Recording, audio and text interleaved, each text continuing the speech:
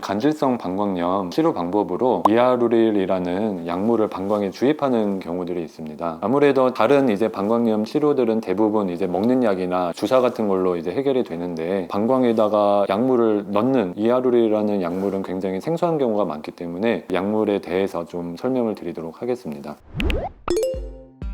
안녕하세요. 골드만 비뇨의학과 서울역점 류재만 원장입니다. 방광은 여러 가지 방광 내에 구조물들이 있지만, 크게는 방광의 겉을 이제 싸고 있는 방광 점막, 그 안쪽에 방광 근육이 있습니다. 방광 근육은 당연히 방광을 짜주고 또는 이제 소변을 참을 때 방광이 늘어나고, 그러한 것을 이제 담당하는 조직입니다. 그리고 그 근육을 보호해주는 역할을 하는 게 방광 점막이라고 생각하시면 되겠습니다. 근데 그 방광 점막을 싸고 있는 글리코자미노글리칸층이라는, 우리가 줄여서 GAG층, 그래서 개그층이라고 보통 얘기를 하는데, 개그층이 방광 점막을 싸고 있습니다. 그 개그층이 하는 역할은, 소변에는 아무래도 그 나쁜 성분들이 있잖아요. 독성 물질들이 방광 점막을 자극을 해서 방광의 통증을 일으키거나, 또는 이제 방광을 자극한 거에 의한 빈뇨 증상 또는 소변이 참기 어려운 증상들을 막아주는 역할을 하는 게 개그층이라고 보시면 되겠고, 균이 방광에 감염되는 것도 막아주는 역할을 합니다. 그 개그층은 히알루론산이라는 성분과 콘드로이틴이라는 성분으로 구성되어 있습니다. 그래서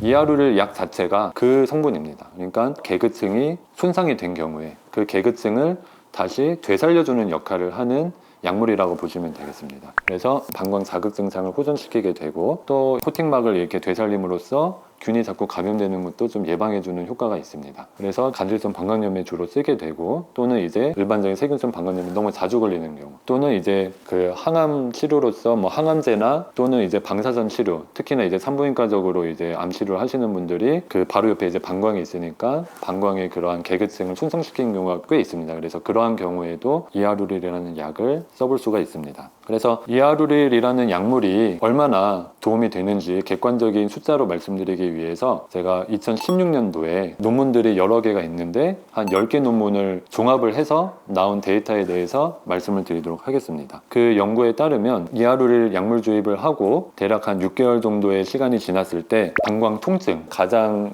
약한 통증을 1, 가장 심한 통증을 10으로 하는데, 그 통증 점수를 평균 3 정도는 감소를 시킨다는 연구 결과가 나왔고, 소변이 자주 마려운 빈뇨나 절박뇨 증상이 있을 때 그러한 이제 방광 용적을 60ml 정도는 증가를 시켜준다. 또 소변 볼 때 소변 보는 양도 30ml 정도는 증가를 시켜준다. 이러한 객관적인 이제 데이터가 나와 있고요. 그러면은 다음으로 이제 궁금하신 것들이, 이게 도움이 되는 걸 알겠는데 방광에다 뭘 약물을 어떻게 넣느냐, 이걸 가장 많이 궁금해 하시는데, 제가 보통 설명드리는 거는 가느다란 고무관을 요도를 통해서 방광에 집어넣고 관을 통해서 약물을 주입하고 바로 뺍니다.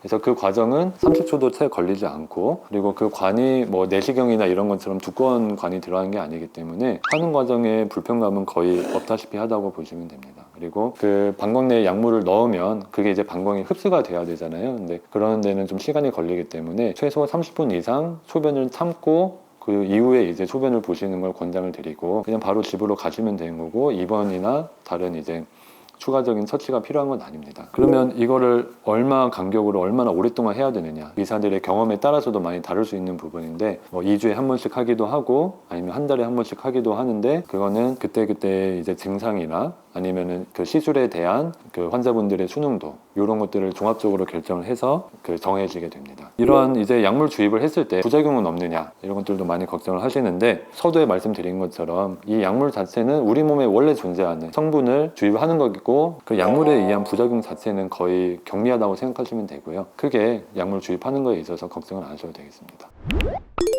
그래서 오늘은 그 이하루릴이라고 하는 방광에 주입하는 약물에 대해서 말씀을 드렸고, 이 약물 자체가 아까 말씀드린 것처럼 근본적으로 방광에 이제 싸고 있는 막을 재생을 시켜주는 역할을 하는 거기 때문에, 예를 들어 위염이나 위궤양 같은 게 있을 때 땡포스 같은 이제 짜먹는 걸 해서 그 점막을 이제 다시 재생을 시키잖아요. 그냥 그런 개념이라고 생각을 하시면 되겠고, 약물 자체가 이제 급여가 되지는 않는 약물이기 때문에 그런 이제 경제적인 상황과 함께 고려를 해서 담당하시는 의사 선생님과 잘 상의하시고, 필요하다고 하면은 긍정적인 자세로 그걸 해보시는 게 좋을 걸로 생각이 듭니다.